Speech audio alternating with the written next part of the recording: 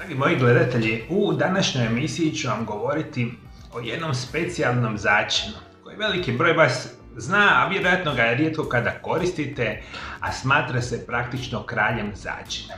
Ima nevjerojatne zdravstvene blagodati o kojoj ću vam u današnjoj emisiji u detaljima pričati i na kraju emisije ću vam dati specijalni napitak koji možete koristiti ukoliko želite prirodno i sigurno značajno pojačati vaše zdravlje.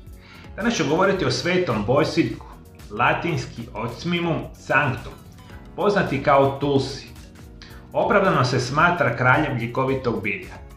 To je najpoznatija ljekovita biljka Indije, cijenjena tisućama godina, ne samo zbog iznimnih ljekovitih vrijednosti, već zbog svojih učinaka na tijelo i duh.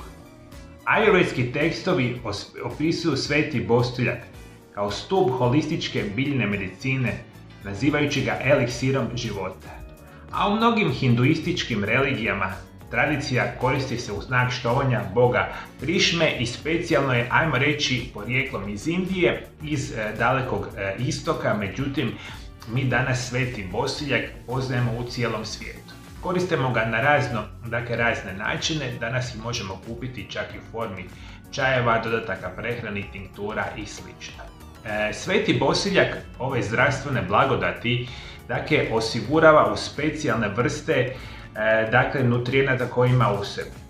Listovi svetog Bosiljka su bogati vitaminom A, C i K i mineralima poput kalcija, magnezija, fosfora, željeza i kalija.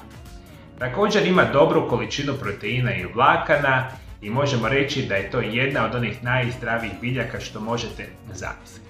Vi kada koristite sveti Bosiljak u prehrani, dodacima prehrani, tinkturama, čajevima, kapsulama i sl. Prije svega značajno pojačavate vaš imunitet. Ova vrsta biljke ima nevjerojatna antivirusna, antibakterijska, protugljivična djelovanja. Druga perspektiva što je nevjerojatno bitna. Ova vrsta biljke ima mogućnost značajnog povoljnog djelovanja na funkcije srca i krvnih žila. Sprečava nastanak visokoga lošega kolesterola, sprečava nastanak krvnih ugrušaka, a time naravno sprečavate zatajenje srca i srčani udar, što je fenomenalna perspektiva. Možemo reći da sveti Bosiljak, osim što ima antibakterijska i antiviruska svojstva koji pomažu u borbi protiv infekcija, smanjuju također visoku temperaturu i groznicu. Svježi sok od svetog Bosiljka, uzet sa crnim paprom u prahu, liječi visoku temperaturu. Listovi svetoga Bosiljka kuhani sa kardamom u prahu u pola litre vode i promješani mogu biti učinkoviti u smanjenju temperature, što je jako bitno za reći. Djeluje kao prirodni lijek za smanjivanje temperature. Super perspektiva. Međutim, sveti Bosiljak kada ga konzumirate ima nevjerojatnu mogućnost specijalno poboljšavanje infekcija ovih gornjih dišnih puteva.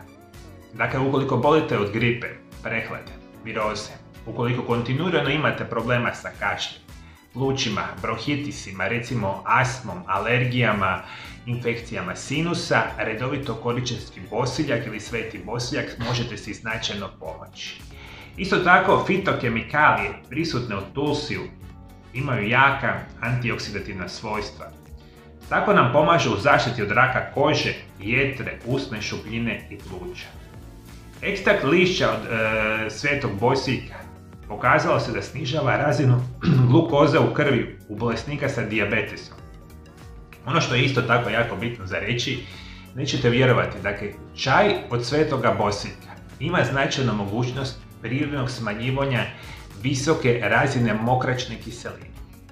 A svi vidite kako dobro znate, mokraćna kiselina u visokim koncentracijama izaziva giht i bubrežne kamenice.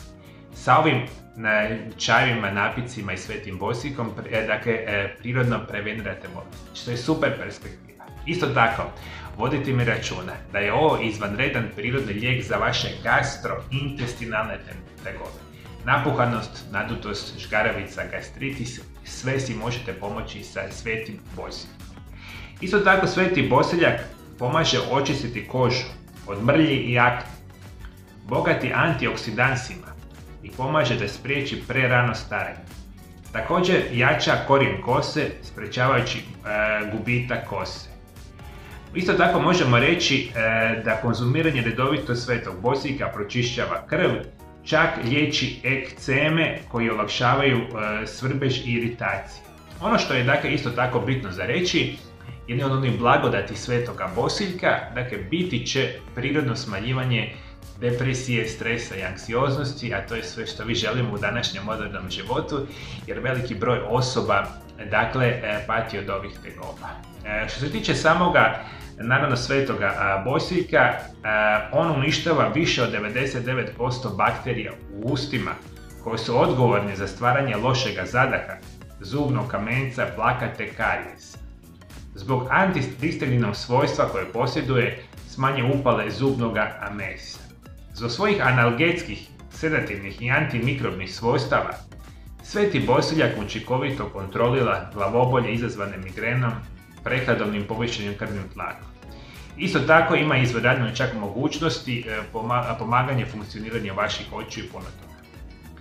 Jeste li ikad čuli, moji dragi gledatelji, za to vjerojatno nikada niste. I sada ću vam preporučiti da redovito konzumirate čaj od svetoga bosiljka. 1 do 2 male žličice usidjenih listića ili 1 čajnu žlicu praha od svetog bosiljka prelijte sa 250 ml vruće vode i ostavite 5 do 10 minuta. Nakon 5 do 10 minuta napitak procjedite, imate fenomenalan čaj.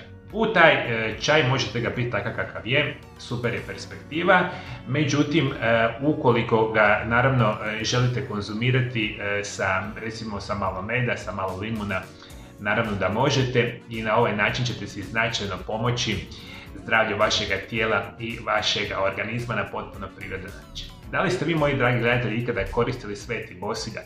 Kakve ste vi, možda imate recepte ili zdravstvene blagodate, komentirajte mi ovdje dolje ispod videa.